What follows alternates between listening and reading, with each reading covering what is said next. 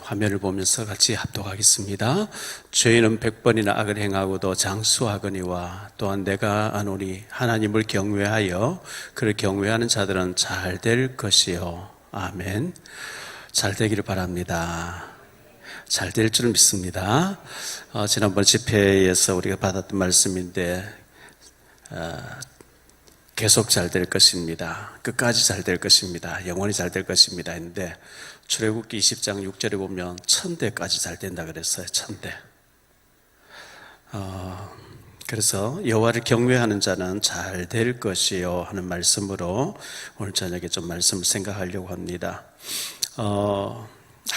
첫째, 하나님을 경외하는 자가 잘 된다고 성경은 말씀하고 있는데요. 하나님을 경외하는 자가 잘 될 것이요 했기 때문에 우리는 하나님을 경외해야 된다 그래서 수요일 날도 말씀드렸는데요. 정말 경외하면 잘 되느냐? 성경의 증인들이 증거해 주고 있습니다. 히브리서 11장에 보면 너무 많은 사람이 나오기 때문에 구약의 믿음의 영웅들이 쫙 나오는데 하나님을 경외하는 자가 다 잘 됐다고 기록하고 있어요. 그래서 히브리서 11장은 구약의 시대를 움직인 사람 노아부터 시작해서 아벨부터 시작해서 아브라함, 이삭, 야곱, 요셉 쭉 나가면서 구약의 증인들을 쫙 증거했는데 전부 한 시대를 움직였던 사람들이 하나님을 경외하는 사람들이었어요. 그리고 예수님이 이 땅에 오셨는데 마태복음 1장에 보면 구약의 인물들이 쭉 나오는데 신부는 기생나합도 나오고 모함 여자 룻도 나오고 바세바라고 하는 사람도 나오고 하는데 하나님을 경외했던 자가 언약의 대를 이어가면서 메시아 혈통의 중요한 증인으로 쓰임받는 것을 우리가 보여주고 있거든요.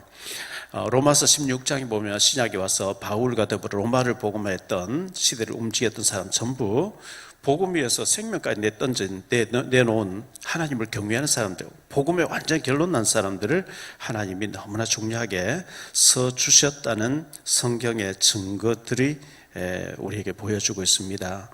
그리고 경외의 반대말은 뭐냐? 업신여김이에요. 하나님을 경외해야 복을 받는데 그러면 우리가 망하려고 하면 어떻게 하면 하나님 무시하면 돼요. 하나님을 업신여기면 돼요.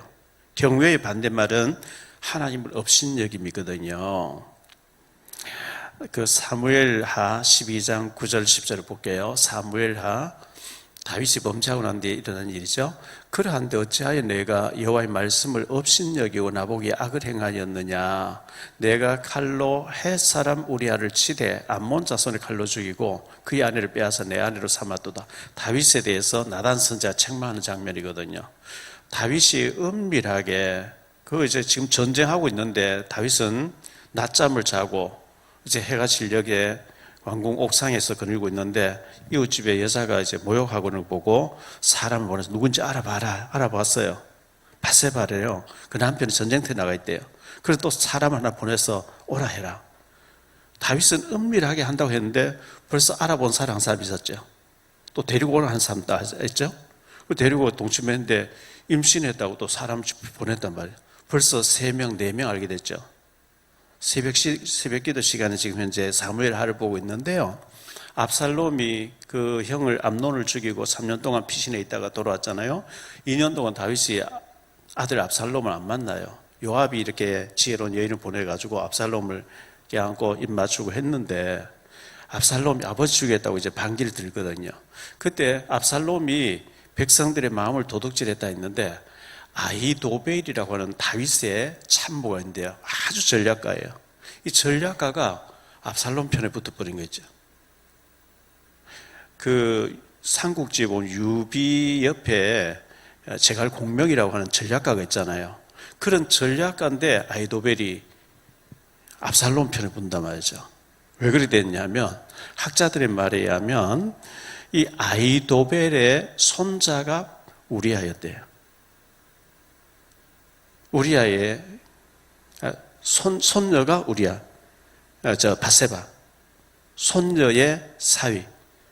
그 내막을 너무 잘 알고 있잖아요. 다윗이 보니까 인간 같지 않은 거예요, 이게. 어떻게 이럴 수가 있냐. 그래서 이제 결국은 뭐 몸에 자살하고 맙니다만은 그런 일이 있었어요. 다윗이 했는 짓이 하나님을 업신여겼다는 거예요. 하나님 책망하지 무섭게. 네가 어째서 나를 업신여기고 그 바세바를 빼앗고 우리아를 전쟁터 내보내서 암몬 자손의 칼에 죽도록 만들었냐. 사무엘상 2장 30절에 보면 이렇게 말씀하고 있어요. 엘리 집안에 대해서 얘기하는 거죠. 그러므로 이스라엘의 하나님 나 여호와가 말하노라. 내가 전에 내 집과 내 조상의 집이 내 앞에 영원히 행하리라 하였으나 이제 나 여호와가 말하노니 결단코 그렇게 하지 아니하리라. 나를 존중히 여기는 자를 내가 존중히 여기고 나를 멸시한 자를 내가 경멸하리라. 하나님을 존중히 여긴 자를 하나님이 존중히 여긴대요. 하나님을 멸시하는 자를 하나님 경멸히 여긴다는 거예요. 저와 여러분은 하나님을 존중히 여기기를 축원합니다. 하나님을 존중히 여겨야죠. 무엇과 하나님하고 바꿀 수 있겠어요? 세상에 모든 거 다 준다 해도 우리가 예수님과 바꿀 수 있겠어요? 하나님과 바꿀 수 있겠어요? 하나님 이름을 땅에 추락하게 할 수는 없는 거죠. 그래서 하나님이 나를 존중히 여긴 자를 내가 존중히 여기고 나를 멸시하는 자를 내가 경멸하겠다 이렇게 말씀한 엘리 집안이 완전히 망해버리죠. 하나님을 무시했거든요. 회개하고 과거에는 우리가 잘못 살았을지라도 말씀 듣고 예수 알고 정말 성령의 은혜로 진정으로 회개하고 죄를 뉘우치고 죄를 멀리하고 회개하고 돌아오면 하나님이 긍휼을 베푸시는데요. 회개라는 것은 죄를 다 끊고 과거를 청산하고 돌이키는 것이 회개거든요. 예를 들면 누가복음 15장에 보면 탕자 비유가 나와요. 누가복음 15장 11절로 32절에 나오는데 어떤 부잣집에 아들 둘이 있었는데 큰 아들은 효자예요. 작은 아들이 아버지에게 물려받을 상속 유산을 다 달라. 아직 너는 그것을 다스릴 능력 안 된다고 아버지가 만류하는데 기어꾸려 날 그래 재산 가지고 먼 외국에 가서 허랑방탕하게 다 탕진해 버리잖아요. 다 탕진하고 나니까 친구도 없어요. 기근이 들었어요. 흉년 들어가지고 돼지우리에서 일을 하면서 지엄 열매를 돼지들이 먹는 열매를 먹을 여도 없어요. 그때서 뉘우치고 내 아버지 집에는 풍족한 일꾼들도 너무 많이 있는데 내가 아버지 말씀을 무시하고 나왔다가 이렇게 고생하는 거구나. 내가 이제 하나님과 아버지께 죄를 지었으니 아들이라 칭함받지 못하고 품꾼의 하나로 종의 하나로 날 써달라 하고 아버지께 돌아가야 되겠다. 이 탕자가 돌아왔는데 아직도 거리가 먼데 아버지는 아들이 오기를 기다리고 있다가 멀리서 보고 달려와서 껴안고 입 맞추고 얼마나 환영해 줍니까? 모욕시키고 제일 좋은 옷을 입히고 가락지를 끼워주고 살찐 소를 잡고 너무너무 환영해 주잖아요. 그렇게 방탕하다가 돌아온 아들이 또 나가겠다. 그거는 세계가 아니죠. 그건 뉘우침이 아니에요. 또 도둑질에 싹 나간다. 그거는 아니에요. 진짜 회개하고 돌아온 사람은 나가서 개고생을 했기 때문에 정말 아버지께 죄송하고 미안하고 받아준 걸 너무 감사하고 충성하는 거지. 또 나가고 또 돌아왔다 또 나가. 그건 회개가 아니죠. 사도행전 9장에 보면 사울이라는 바울이 예수 믿는 사람 잡으러 가다가 예수님 만나버리잖아요. 만나고 난 뒤에 완전히 180도 돌아서거든요. 사울이라는 이름이 바울로 바뀌어버리잖아요. 스데반 돌 맞을 때 증인으로 옷을 저당 잡고 이제 창관인으로 있던 이 바울인데 자기가 돌 맞으면서도 억울해하지 않고 왜? 자기가 앞장서 스데반 죽이는데 앞장섰기 때문에 바울은 정말 거듭난 사람으로 멋있게 살았잖아요. 빌레몬서 1장 1절로 25절에 보면 오네시모에 대한 얘기 나오죠. 빌레몬과 오네시모의 얘기 나오는데 오네시모가 노예였고 주인의 돈을 훔쳐가지고 로마까지 도망갔던 사람이잖아요. 원수죠. 그때 당시 노예는요 그렇게 하면은 사형이에요. 그런데 바울을 만나서 회개하고 돌아왔을 때 오네시모가 그 빌레몬의 진심으로 오네시모를 형제같이 받아가지고 형제 정도로가 아니고 완전히 바울의 수종자로 주의 종으로 섬겨가지고 목회자가 만들어주는 멋있는 필레몬과 오네시모 사이를 보여주고 있거든요. 여호수아 2장 1절로 23절에 기생 라합의 얘기가 나오는데, 기생 라합,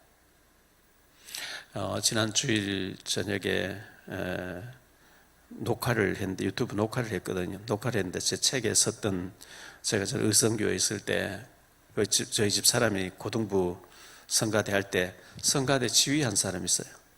안수 집사님인데 그 부모님이 의성역 버스 정류장, 역하고 버스 정류장 사이에 건물 하나 남겨놓고 갔는데, 거기서 카페를 하면서 차를 팔다가 술 찬 사람이 있으니까 술도 이렇게 좀 팔았는가 봐요. 그러니까 안수 집사 부인이 집사가 술을 팔았다 해서 2명 안수 집사가 완전 제명을 시켜버렸어요. 그리고 완전히 타락돼 버린 거죠. 교회에서 그러다 열심히 섬기고 봉사하던 사람이, 그래가지고 성당 가서, 성당에 다닌다 하면 가서 성당은 복음이 없잖아요. 그래서 막 술 마시고 그래서 제가 가서 이제 권면하고 했는데, 그 참, 술 열심히 팔아라 하는 것도 참 곤란하지만, 술 장사를 하다 보니까 참 사람 소리가 했는 모양인데요.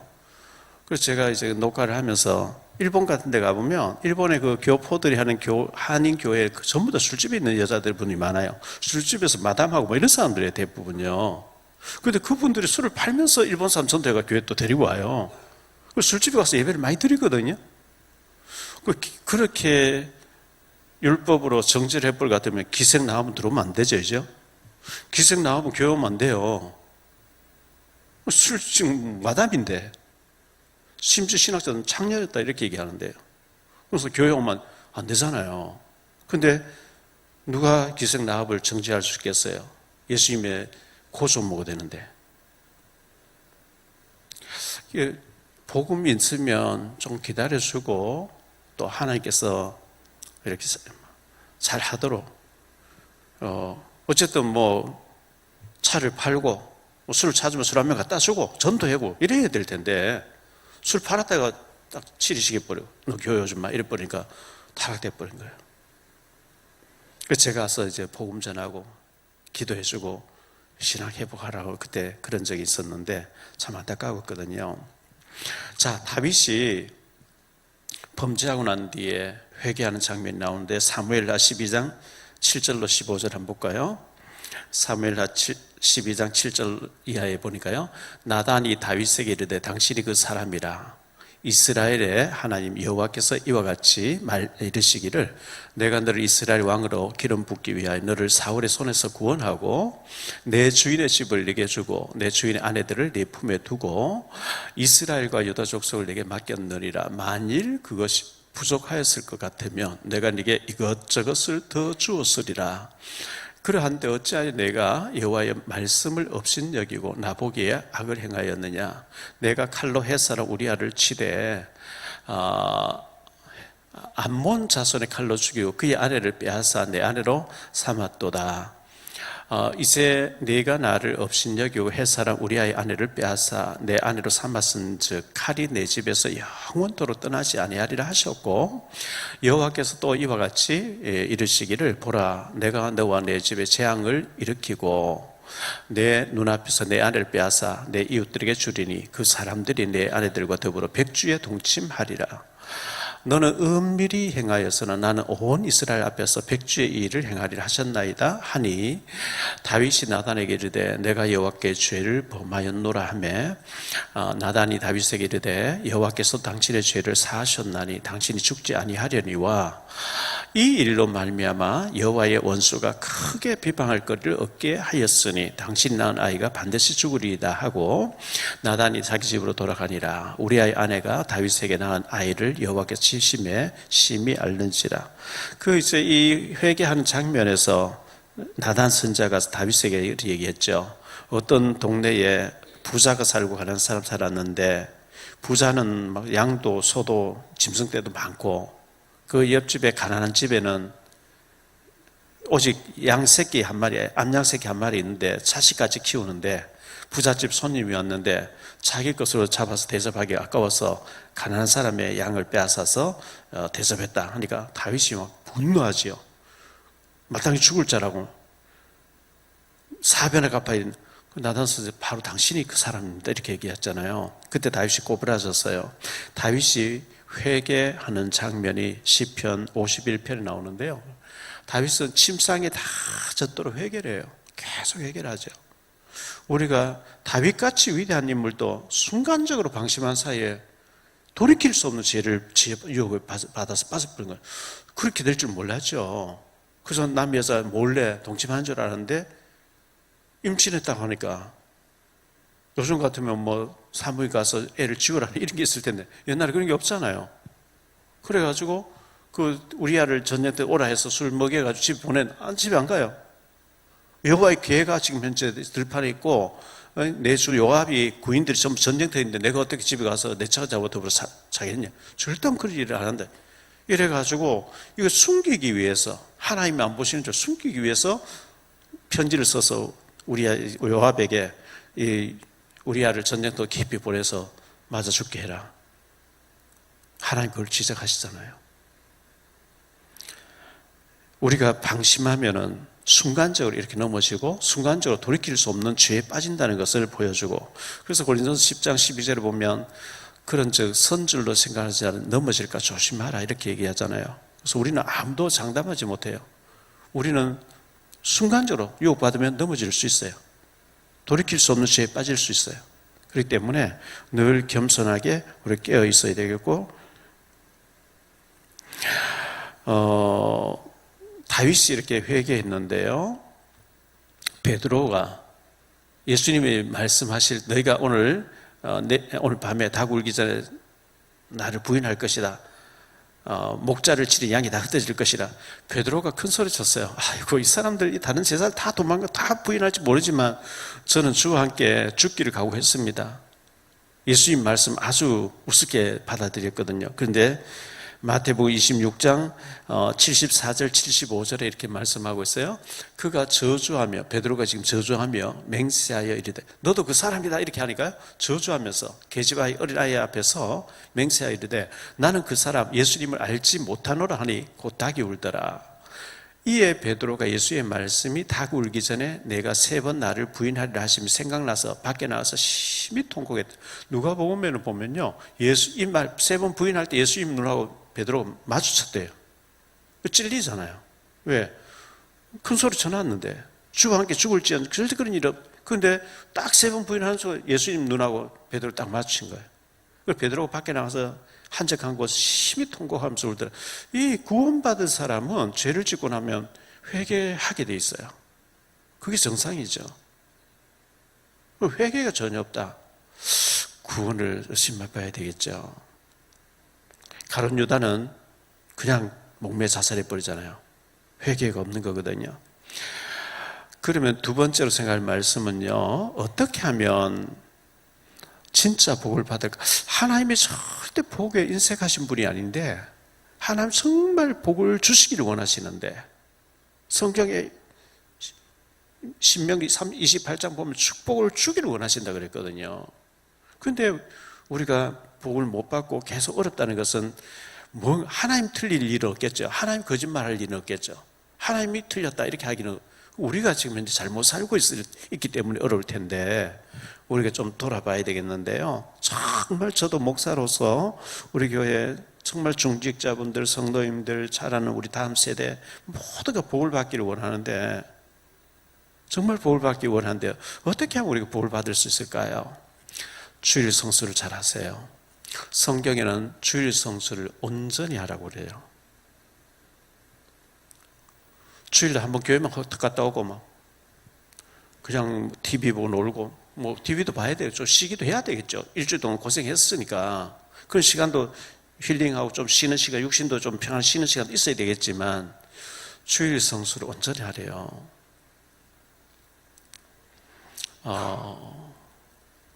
창세기 2장 1절로 3절을 보겠습니다. 천지와 만물이 다 이루어지니라.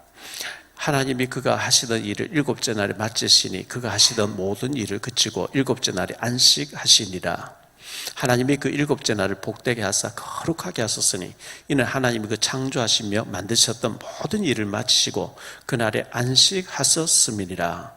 이 7째 날이 토요일 안식일 날이에요. 그 안식교나 신천지나 안상호 증인에게는 주일날 예배는 다 잘못했다 하면서 토요일날 그렇게 하는데, 신약에 와서는 주일이 안식일로 바뀌어졌어요.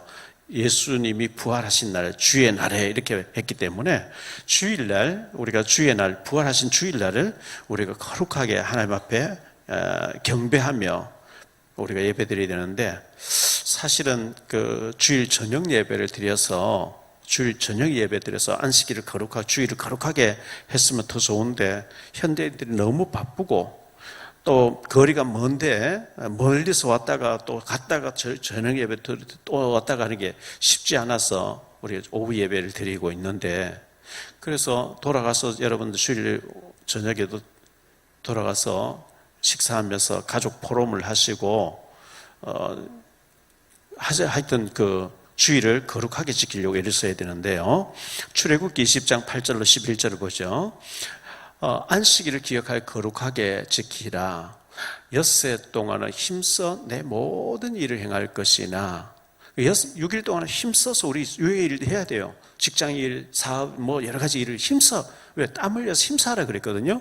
7째 날은, 주일날은 내 하나님 여호와의 안식일인즉 너나 내 아들이나 내 딸이나 내 남종이나 내 여종이나 내 가축이나 내 문화 내 머무는 객이라도 아무 일도 하지 말라. 이는 엿새 동안에 나 여호와가 하늘과 땅과 바다와 그 가운데 모든 것을 만들고 7째 날에 쉬었습니다. 그러므로 나 여호와가 안식일을 복되게 하여 그날을 거룩하게 하여, 이 복된 주일날로, 복 받는 날, 정말 하나님께 영광 돌리고 복을 받는 날로 우리가 주일을 거룩하게 하나님 앞에 예배드리는 날로 해야 됩니다. 그리고 십계명이 있죠. 모든 성경은 40명이 기록을 했는데 십계명만 하나님 직접 기록해서 주신 거예요. 613가지의 법을 요약해서 하나님 십계명이라고 하는 두 돌판에다가 직접 새겨서 주신 거거든요. 마태복음 22장 34절로 40절입니다. 예수께서 사두개인들로 대답할 수 없게 하셨다함을 바리새인들이 듣고 모였는데, 그 중에 한 율법사가 예수를 시험하여 묻되, 선생님, 율법 중에서 어느 계명이 크니까? 예수께서 이르시되 내 마음을 다하고 목숨을 다하고 뜻을 다하여 주 너희 하나님을 사랑하라 하셨으니 이것이 크고 첫째 되는 계명이요 둘째도 그와 같으니 내 이웃을 내 자신같이 사랑하라 하셨으니 이 두 계명이 온 율법과 선지자의 강령이라. 하나님 사랑, 이웃 사랑, 이게 모든 성경 요약이라 예수님께서 이렇게 정리해 주신 거예요. 위로 하나님을 사랑하고, 근데 하나님 사랑하는데 하나님에게 우리가 뭐 식사를 대접할 수 있겠습니까? 하나님 돈 목돈을 들면 고맙다 잘 받습니까? 그게 아니잖아요.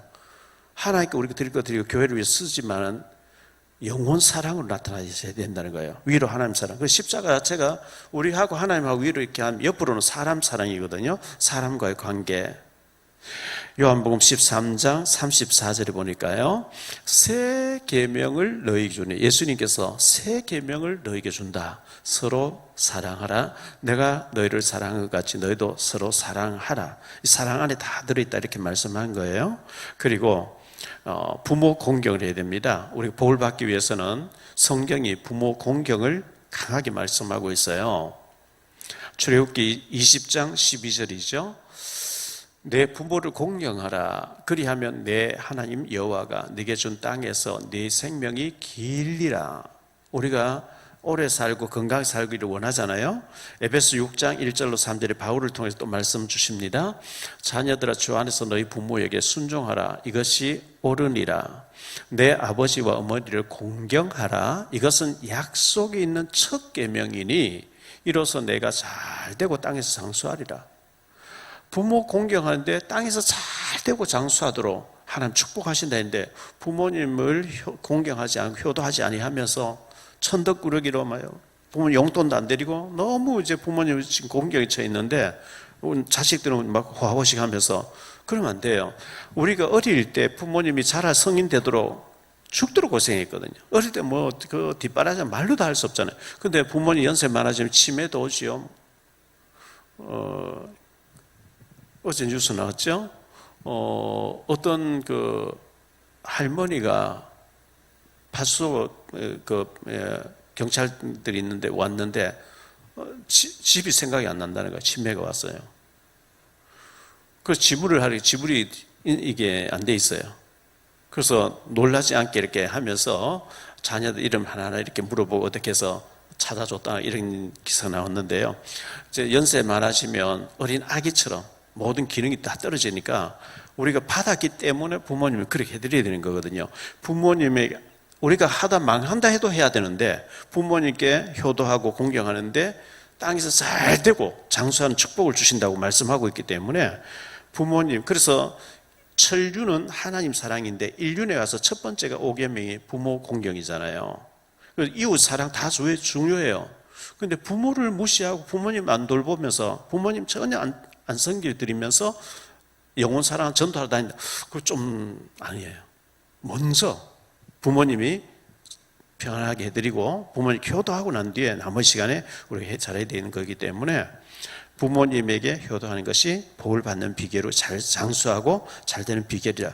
그리고 온전한 11조를 성경은 말씀하고 있어요. 온전한 11조. 근데 우리가 11조 하면 수입이 작을 때는 쉽게 드리죠. 뭐 10만, 20만 원 돈 같지 않으니까 드리는데 100만 원, 1000만 원이 넘어가면 못 드리죠. 아까워서. 온전한 11조는요, 전 재산에 11조가 포함되거든요. 내 재산이 앉아서 해봐야 내가 3천만 원 밖에, 그럼 300만 원 드리면 돼요. 5천만 원, 500만 원 드리면 돼요. 1억쯤 된다, 1000만 원 드리면 되는 거죠. 왜 그래야 되죠? 하나님이 복을 쏟아붓겠다 그랬거든요. 그 아까워서 못 드리고 늘 가난한 것보다는 11조 드리고 잘 되는 게 복이잖아요. 전 재산의 11조, 그리고 소득의 온전한 11조, 온전한 거. 그리고 시간의 11조. 시간이 중요합니다. 하루 2시간 24분, 2시간 반은 4시간 아니고 하나님 위해서 써야 되는 시간이에요. 그 시간에 예배하든지, 그 시간에 성경 읽든지, 그 시간에 전도하든지, 하여튼 복음을 위해서, 하나님 나라를 위해서, 영적인 부분을 위해서 시간의 11조를 4시간 아닙니다. 꼭 기억하세요. 가정 예배를 드리든지 그 시간에 그 하나님 우리에게 주신 시간 중에 10개 중에 하나는 하나님 거라는데 내가 내 마음대로 살아버리고 그 죄신데 쓰고 말이죠. 전혀 하나님 것을 구별 안 하는데 어떻게 복을 주시겠습니까? 온전이란 말을 제가 다음에 좀 알려드릴게요. 갈렙은 온전히 하나님 쫓았대요. 온전이란 말이 계속 많이 나와요. 우리 온전이 아니잖아요. 성경에 마음 다하고 힘을 다 뜻을 다해서 온전히 하는데 우리 마음 다 안 하잖아요. 진짜 복을 받기 위해서는 온전하게 구별하고 온전하게 헌신하고 이렇게 할 때 하나님 그 얼마나 기뻐하시겠어요. 너 정말 중심이 좋구나. 하나님이 인색하시면 절대 우주 마음 다 하나님 것인데 인색하신 분이 아니거든요. 그리고 예배에 승리해야 됩니다. 예배에 승리한 자가 복을 받기 때문에 예배에서 드리는 시간 제일 중요한 시간들이에요. 하루 24시간 중에서. 그래서 공예배를 중요시해야 돼요. 요한복음 4장 23절 24절입니다.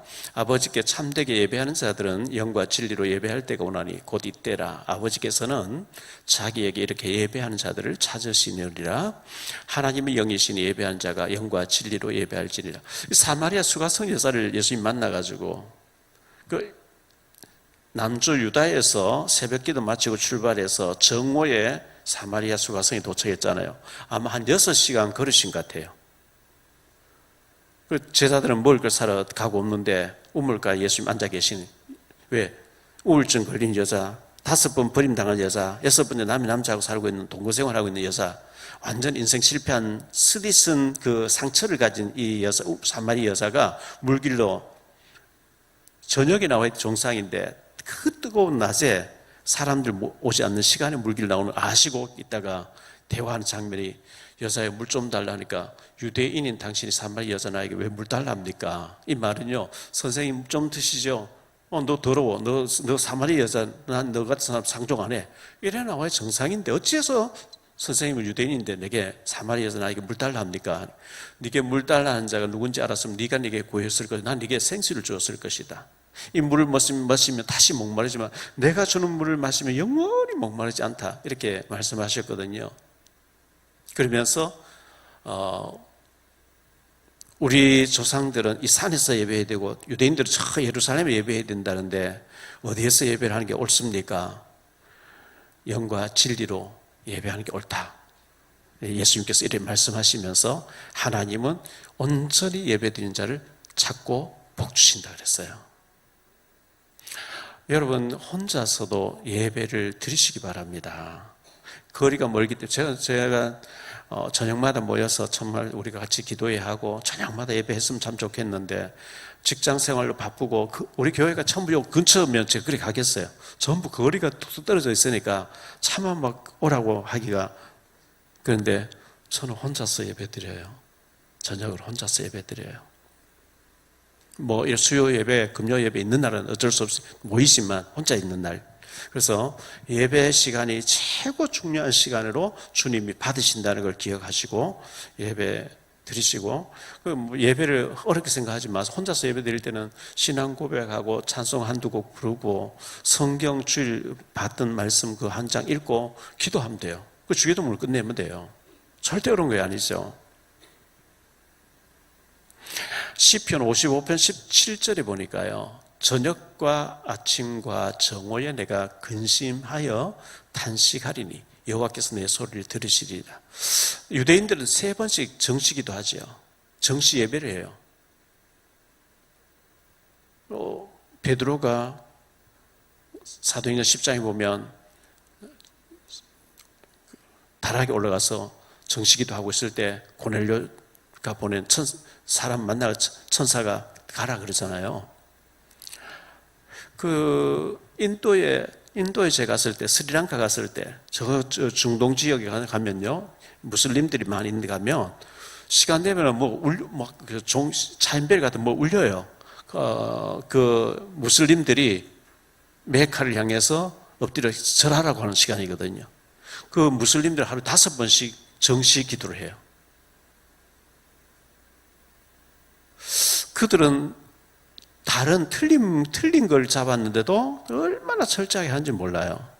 우리는 확실한 복음을 가지고 우리 기도, 우리 예배를 하나님 확실히 받는 줄 믿으면서도 우리는 잘 안 하잖아요.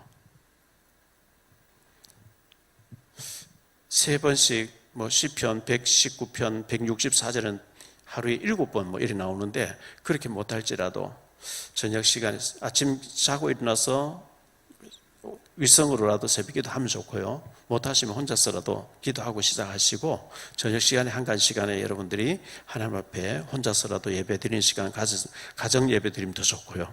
꼭 그렇게 해서 영적으로 건강하게 했으면 좋겠고요. 마태복음 22장 37절에 보니까 예수께서 이르시되 내 마음을 다하고 목숨을 다하고 뜻을 다하여 주 너희 하나님을 사랑하라 하셨으니, 우리 마음이 하나님께 다한 마음을 다하고 목숨을 다하고 뜻을 다하고, 이게 하나님 제일주의잖아요. 그게 예배의 정신이고요. 그 다음에 여러분들 축복받기 위해서는 심어야 돼요. 봄에 많이 심으면 가을에 수확하게 되잖아요. 심어야 되는데 시편 126편 5절 6절에 말씀합니다. 눈물을 흘리며 씨를 뿌리는 자는 기쁨으로 거두리로다. 울리며 씨를 뿌리러 나가는 자는 반드시 기쁨으로 그 곡식단을 가지고 돌아오리로다. 우리가 뿌려놨는데 비가 오거나 태풍이 불거나 이러면 천재지변이 와서 못 거둘 수도 있지만요, 이번에 의성 산불 해가지고 방송 나오는 걸 들어보니까 기농해가지고 사과나무를 탁 심었는데 불이 확 지나가 버렸대요. 이제 사과를 몇 년, 이제 수확을 해야 될 근데 불이 확 지나가 버리니까 다 뽑아서 새로 심어야 된다. 농림부 장관 출신인데 의성 단촌인 거기서 또 가수원도 하고 이래 하는 분도 침복수를 심어놨는데 불 확 지나가 버리니까 그런 탄식하는 그런 걸 봤거든요. 봤는데 참 안타깝지요. 안타까운데 그래도 씨를 뿌려야 돼요. 뿌려야 거두지, 아예 안 뿌리는 데는 안 되잖아요. 갈라디아 6장 6절로 10절입니다. 갈라디아서 6장 6절로 10절을 볼게요. 갈라디아 6장 가르침을 받는 자는 말씀을 가르치는 자와 모든 좋은 것을 함께하라. 스스로 속이지 말라. 하나님은 업신여김을 받지 아니하시나니 사람이 무엇으로 심든지 그대로 거두리라. 자기 육체를 위하여 심는 자는 육체로부터 썩어질 것을 거두고 성령을 위하여 심는 자는 성령으로부터 영생을 거두리라. 우리가 선을 행하되 낙심하지 말지니 포기하지 아니하면 때가 이르매 거두리라. 그러므로 우리는 기회 있는 대로 모든 이에게 착한 일을 하되 더욱 믿음의 가정들에게 할지니라. 무엇으로 심든지 그대로 거둔다 이렇게 말씀하고요. 고린도후서 9장 6절 7절입니다. 이것이 곧 적게 심는 자는 적게 거두고 많이 심는 자는 많이 거둔다 하는 말이로다. 각각 그 마음에 정한 대로 할 것이요 인색함으로는 억지로 하지 말지니 하나님은 즐겨내는 자를 사랑하시느니라. 억지로 할 필요는 없어요. 목사님이 강조하니까 내가 억지로 해야 되겠다 그런 자세를 가질 필요도 없고요. 억지로 하면 하나님 사람 받을지 몰라도 하나님 안 받으신다 했기 때문에 즐거운 마음, 기쁨으로, 믿음으로 우리가 드릴 수 있으면 되는데, 물질은 우리가 구별해서 11조 드리면 되고 12조 11조 온전히 잘 안 되어지니까 아예 더 드려버리면 되는데, 시간으로 여러분 봉사를 하시고 차량 봉사라든지 그 헌신 전부 심는 거예요. 그게요. 마태복음 10장 40은 냉수한 걸 대접한 결단과 상을 잃지 않는다. 심어야 돼요. 봉사해야 되고요. 헌신해야 되고요. 주일학교 교사로, 성가대로, 구역장으로 봉사하고 돌보고, 이제 구역장 하다 보니까 어려운 가정에 휴지도 사서 가고 청구할 수도 없고 하는 것 같은데, 하나님 그거 다 받으셔요. 심어야 돼요. 그거 다 심는 거예요. 심어야 거둘 게 있는데 전혀 심지 않는다. 거둘 게 없죠. 이건 진리예요. 예수 믿고 구원받는 공짜로 받아요. 선물이래. 에베소 2장 8절에 구원은 선물이라. 나머지는 전부 심어야 거두는 거기 때문에 심어야 됩니다. 새벽부터 우리 사랑함으로써 저녁까지 씨를 뿌려봅시다. 거두리로다. 심어야 거두죠. 그리고 복음 전하는 증인으로 살아야 돼요. 복음 전하는 증인. 앞에 지금까지 말씀드린 것 전부 하나님과 나 사이의 관계라고 하면 6일 동안 현장에 가서 복음 전하는 증인으로 사는 것, 소금과 빛의 역할을 하는 것은 이건 대인관계에서 전도자로서 세상을 향해서 우리가 하는 건데요. 로마서 10장 13절로 15절이에요. 누구든지 주의 이름 부른 자는 구원을 받으리라. 그런즉 그들이 믿지 아니하는 일을 어찌 부르리요? 듣지도 못한 일을 어찌 믿으리요? 전파하는 자가 없이 어찌 들으리요?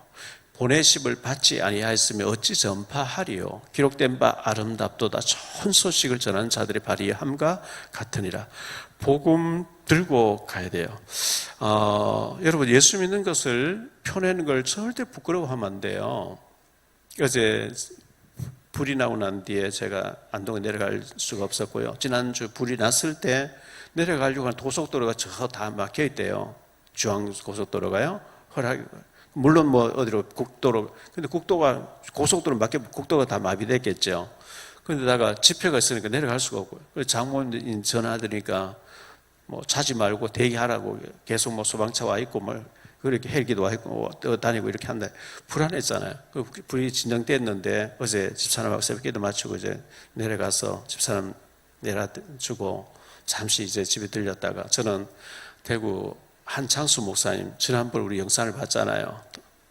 성경 암송시키시는 엠마오교회 주소를 가지고 갔더니만 목사님 서울 가고 안 계신다 그래서 제가 가서 자료를 샀어요. 하고 제 책하고 신문을 전달하고, 아까 전화 왔어요. 목사님 전화 와가지고 이런저런 얘기를 하는 가운데 목사님 향천동에서 태어났다는, 제가 향천동에서 그때 일을 했습니다. 이런저런 대화를 했어요. 그리고 제가 이제 개혁총회에 있다 이쪽으로 왔고 하니까 박대찬 목사님 대구 은혜교회 갔었다고 이렇게 얘기하면서 잘 나왔었습니다. 이런 얘기를 해요. 그래서 우리가 그 목사님의 그 영상을 단일 기도했던 것을 우리가 오후 예배 때 그때 목사님 못 오셔서 보았고, 아이들에게 성경 암송을 우리도 시키기 위해서 그렇게 한다 하니까 목사님 언제 불러주시면 시간 맞으면 오겠다고 이렇게 해서 알겠다고 했거든요. 어제 그렇게 하고 한 2주 전인가요? 달성군 어디에 홍매화 사진 신문이 났어요. 그래서 그때 아직 덜 피었다 하길래 제가 카메라를 어제 가져갔거든요. 그래서 집에 가니까 문익점 목화 씨를 가져온 동상이 있더라고요. 문익점이 거기 가봐요. 그래서 제가 여기 홍매화 있다는 다 져버렸어요. 흔적도 없어요. 다 져버려요. 그래서 돌아서 나오면서 미나리 생산하는데 미나리 판다고 해서 들어가서 미나리 몇 달 교육자 나눈다고 샀는데 미쳐봐야 본전이고 시간은 예비된 사람이 또 보험전하겠다 싶어서 저 목사예요. 혹시 신앙생활 하시나요? 목사님이세요? 신앙생활 못해요. 제 시간 안 나. 저는 노예처럼 일하고 있기 때문에 그것을 하는 거예요. 근데 일단 만나진 사람에게 여러분들 나는 장로입니다. 나는 집사입니다. 신앙인을 드러내야 돼요. 어디 갔는지 그렇게 하세요. 목사를 했기 때문에 제가 말 조심해야 되겠죠. 그 사람에게. 목사를 하면서 하나 더 달라고 한 단 더 달라고 깎고 이러면 안 돼요. 그러면서 예비됐으면 전도하려고 하니까 굉장히 친절하게 해주면서도 12,000원인데 10,000원씩 받을게요 하면서 이렇게 해주는데 근데 바빠서 할 수는 없습니다. 그렇게 그러냐고 했는데 어디서든지 저러면 누구를 만나도 목사입니다 하고 얘기를 하거든요. 그리고 자료 하나 주고 나쁜 거 없잖아요.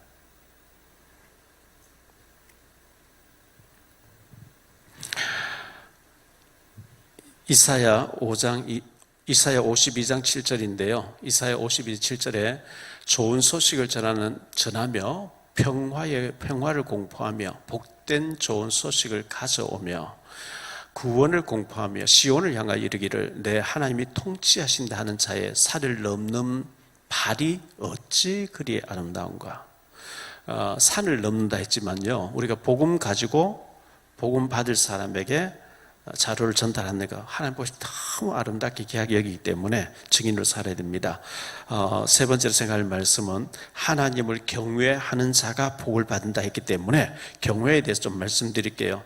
수요 예배 시간에 창세기부터 욥기까지 제가 경외에 대해서 나온 사람들을 말씀드렸는데 오늘 시편 부분을 좀 말씀드리고 신약이 좀 말씀드릴게요. 시편 33편 8절에 보니까요, 온 땅은 여호와를 두려워하며 세상의 모든 거민들은 그를 경외할지어다 이렇게 말씀하고 있어요.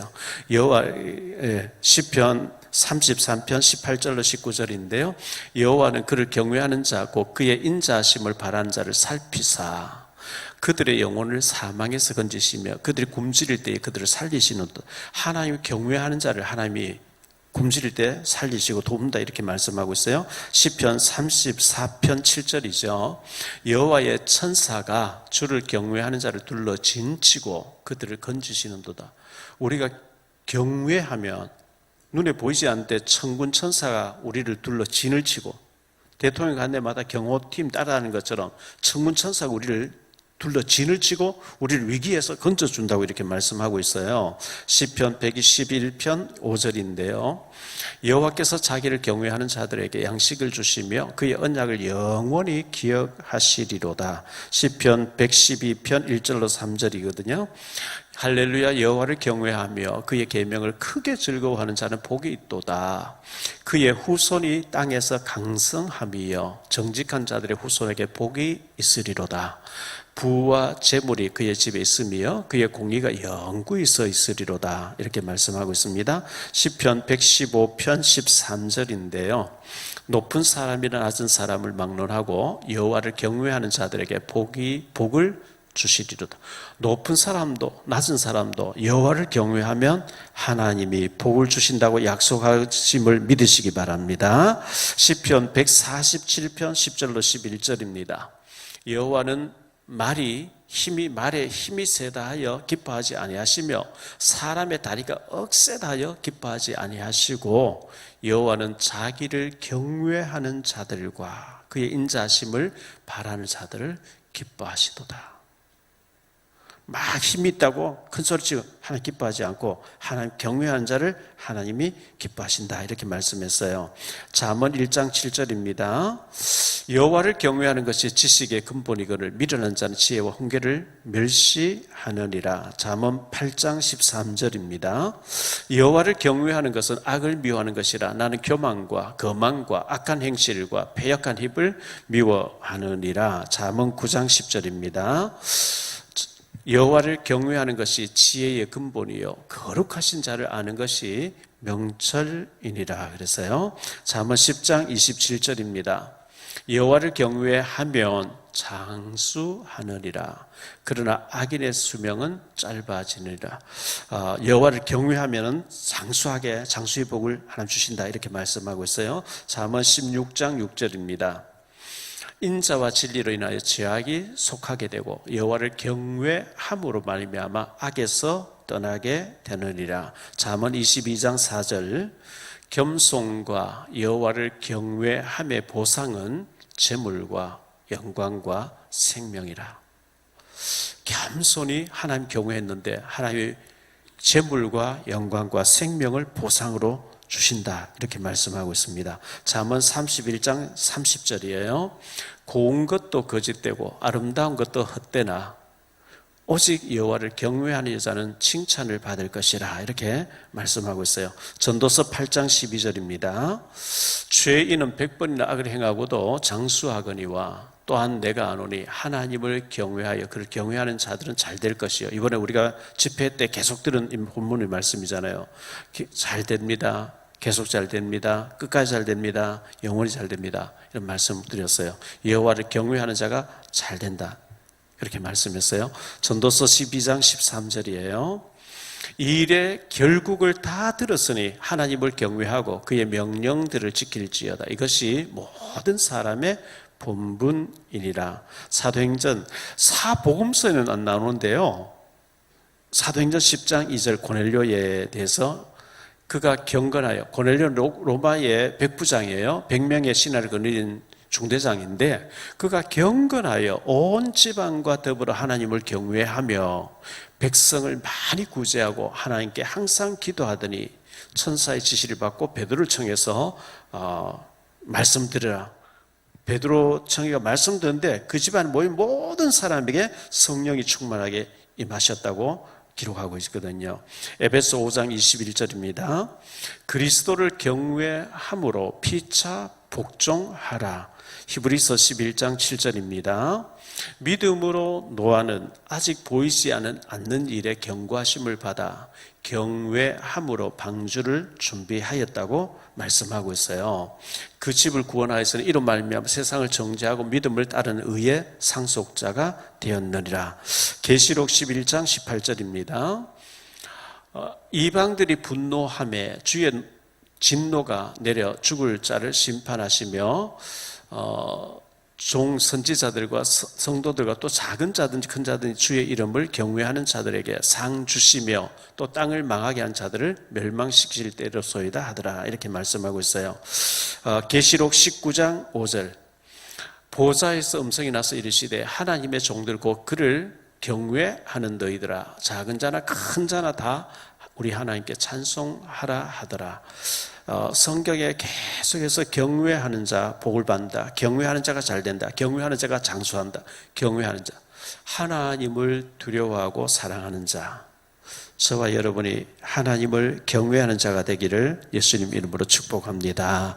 결론적으로 말씀 맺겠습니다. 첫째, 하나님을 경외하라 그랬어요.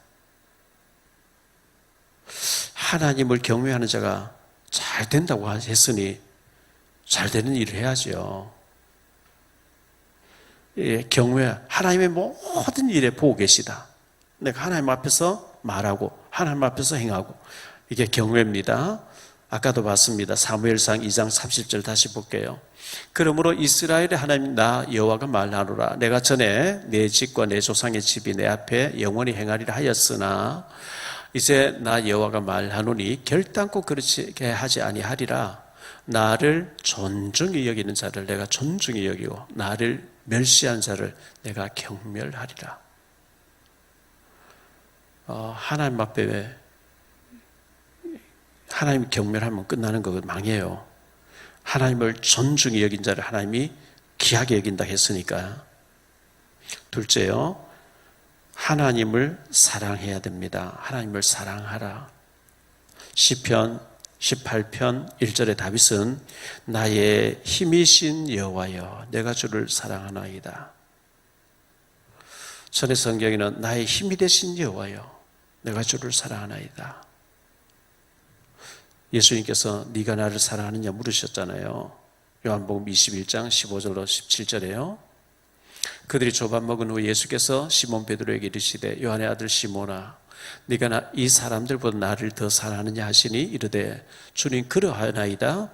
내가 주님을 사랑하는 줄 주님께서 아시나이다. 이르시되 내 어린 양을 먹이라 하시고 이르시되 내 어린 양을 먹이라 하시고 또 두 번째 이르시되 요한의 아들 시몬아 네가 나를 사랑하느냐 하시니 이르되 주님 그러하나이다. 내가 주님을 사랑하는 주님께서 아시나이다. 이르시되 내 양을 치라 하시고 세 번째 이르시되 요한의 아들 시몬아 네가 나를 사랑하느냐 하시니 주께서 세 번째 내가 나를 사랑하느냐 하심으로 베드로가 근심하여 이르되 주님 모든 것을 아시오매 내가 주님을 사랑하는 주님께서 아시나이다. 예수께서 이르시되 내 양을 먹이라. 주님 사랑이 내가 돌봐야 될 양, 내보다 더 어린 사람, 내가 신경 써줘야 될 사람, 그 사람에게 관심을 갖는 것이 바로 주님에게 한 것이라. 내 어린 양을 먹이라 했으니까요. 세 번째, 결코 이런 일이 제가 오늘 저녁에 여러 가지 얘기했어요. 주일 성수라든지 십계명, 부모 공격 여러 가지 복을 받기 위해서 해야 될 걸 말씀드렸는데 결코 이런 것이 어려운 것이 아닙니다. 사랑하지 않으면서 헌신하려고 너무 힘들죠. 주님을 가족을 사랑하면은 우리가 헌신하기 너무 쉬운 거예요.